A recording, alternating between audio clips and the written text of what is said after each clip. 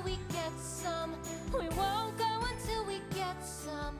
We won't go until we get some. The holiday season is officially over, and we have taken our first tentative steps into a brave new year.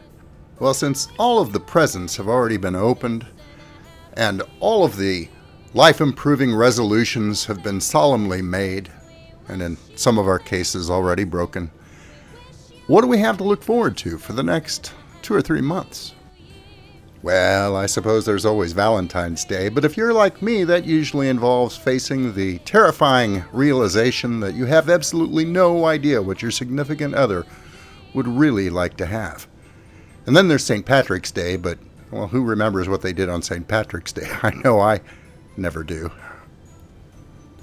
So when you get right down to it, what are we left with? Well, let's go take a look.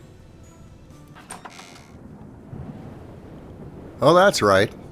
Short days, bitterly cold temperatures, sleet, snow, and ice. Lovely. Well, you know what? Not me. Not this time. Instead of spending the rest of a dreary winter where I'm at, I'm going to head somewhere that's pleasantly warm. Somewhere where it never gets below freezing and zero visibility blizzards are non-existent.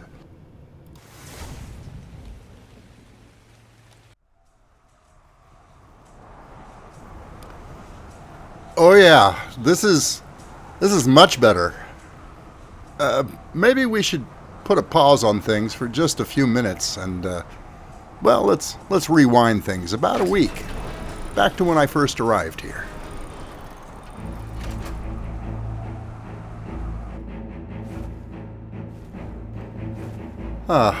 Much better.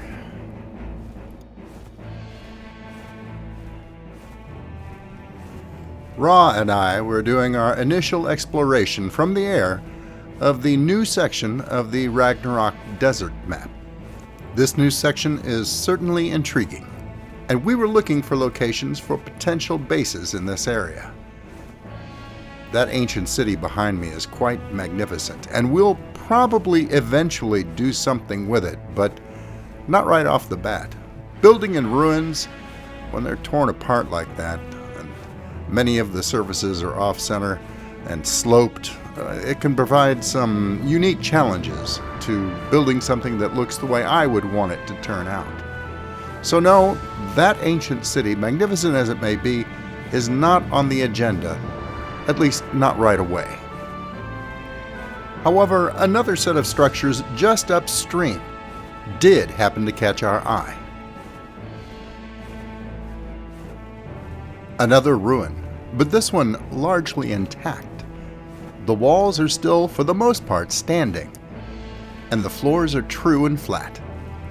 It looks like it used to be some sort of a plantation, possibly an orchard with terraced fields nearby. The ground near the river is, well, largely swampy, a marsh, if you will. But still, it looks like something that I could definitely work with. With a minimum of effort, I could turn this into a base that would house myself and my tames in the style to which we are accustomed.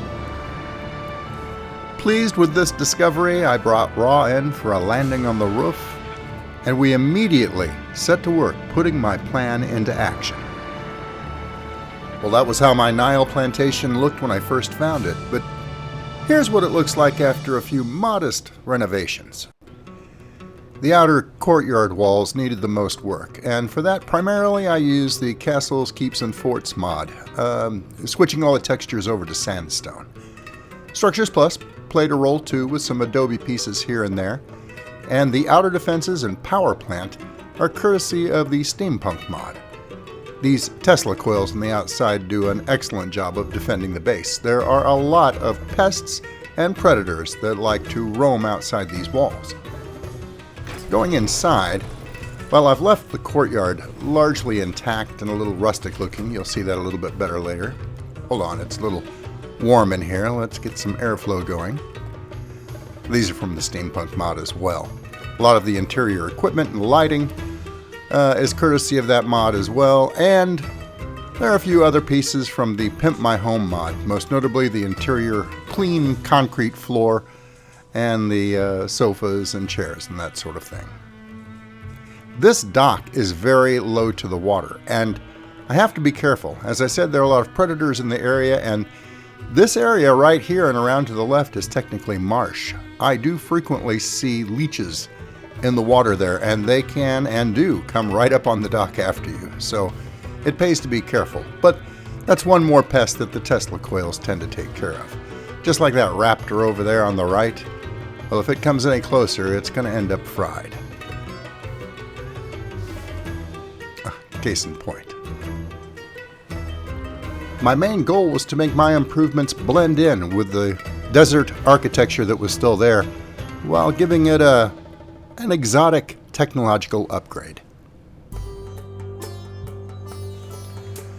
The roof area has a lot of space that's usable as well, and there's a little bit better look at my power plant. Yes, it's Trike powered, and provides broadcast power to the whole compound and, well, for quite some distance outside the walls. I have done some landscaping work here inside this patio area, but I've also left a lot of the native plant life there as well. I kind of like it there, and I don't want to make it too finished because I think it gives it a nice kind of a frontier feel to the whole property. But once you go inside, it's a completely different story. In here, I wanted things to be more sleek, more modern. Think a situation where a sheik has bought an old ruin and renovated it completely, turning it into a casual palace.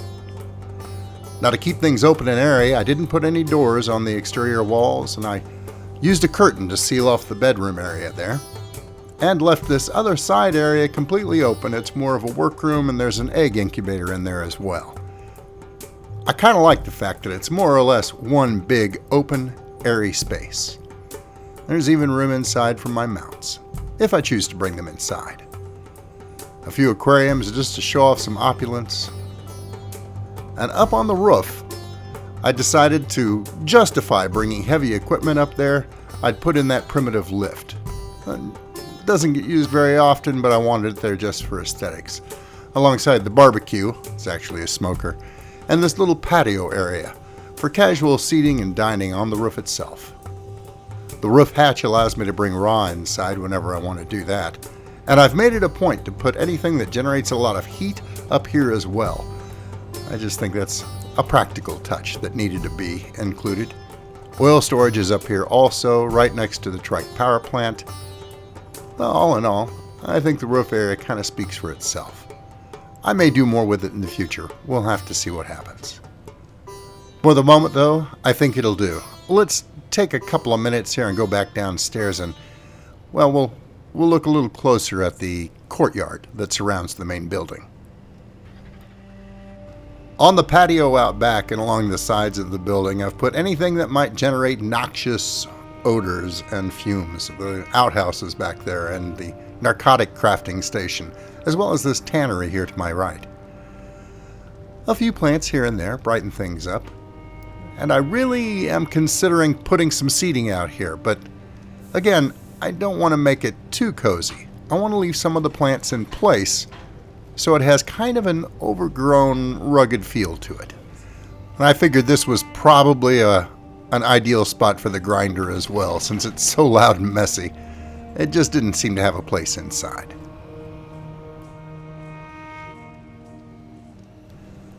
I wanted to leave most of the walls intact with their native textures. And that also meant, because of its odd size, leaving the doors and windows open, which honestly felt a little odd at first. But after it was all done, it actually seems to work pretty well. I just had to make sure that my exterior defenses would keep anything obnoxious outside that courtyard area. So far, everything seems to be working out just fine. And it has the extra bonus of allowing my personal pets to come in and out of here as they please.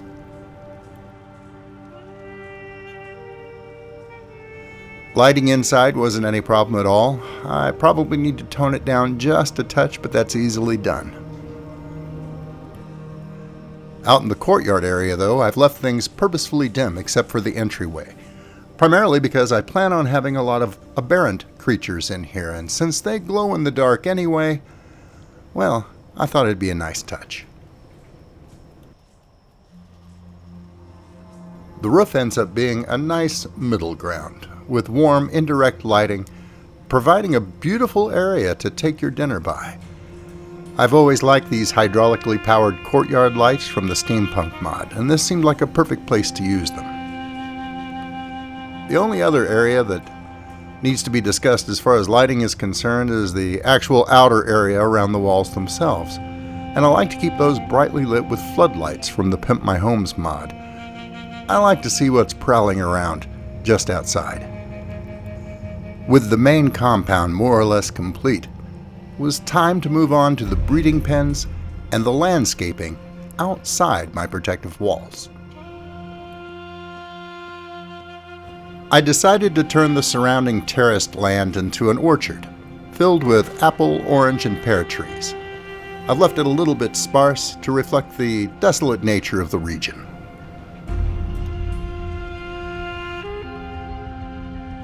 Along the way, I removed a few rocks and put a large shade tree in by the well that came as part of the property. It's little touches like that well that make the Ragnarok map so interesting to me. Needless to say, all of these pens are designed to allow young that are birthed inside them to walk out and roam the surrounding territory freely as unclaimed creatures. I thought trikes would do well in this area with their hard, bony beaks designed to eat tough vegetation, and a pack of hyenas provides some security for the area. A few aberration featherlights provide, well, I think a nice touch and some highlights here and there. And of course, some aberration listros with their interesting glow-in-the-dark tiger stripes, some Hesperornis to keep the local piranha at bay, and a population of jerboas just to round things out. I've got to have my jerboas. Building with wood is usually considered a sign of opulence to desert cultures, so I decided for the stables, kind of a center point to my breeding activities, that I would go with wood and glass. It doesn't match the rest of the building quite as well as my other structures, but I wanted to make a statement with this particular building. It was difficult designing it so that the young colts could run free without any interference from me, but by utilizing some ramps and railings inside and that raised wall, I was able to make it so that once they're born, they slide down the ramp freely and make their escape into the wild. It's working like a charm so far.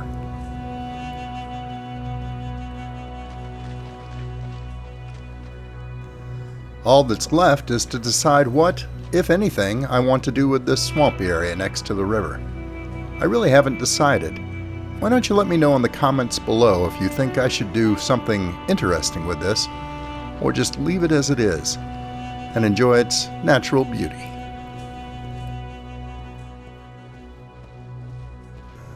This is where I draw the video to a close. If you liked what I've done with the place, be sure and give me a thumbs up and let me know in the comments below. For my part though, for now at least, I think I'm just going to sit back and take in the view.